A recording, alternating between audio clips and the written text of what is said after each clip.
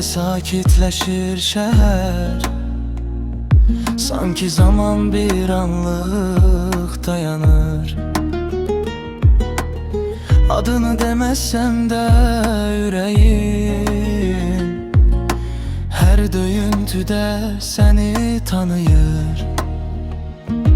Yaxınsan ama toxunmuram, bir addım var ama keçilmir. Sevgi bəzən sükutdur, danışmadan da bilinir. Sənə dəyməyən hislərim var, ürəyimdə saxladığım. Bir baxışın yetərdi mənə, qalan hər şey sustu artıq. Sənə dəyməyən hislərim zamanla öyrəndi səni. Sevdim demədən səssizcə öz içimdə sevməyi.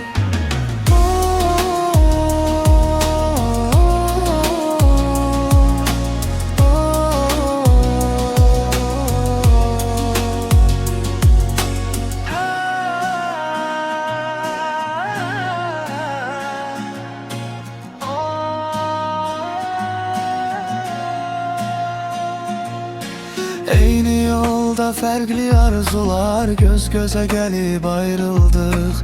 Bəlkə də ən doğru sevgi heç yaşanmayan oldu artıq. Əgər bir gün hiss etsən, bu mahnıda səsim var. Adını demirəm ama bil ki hər misra sən var.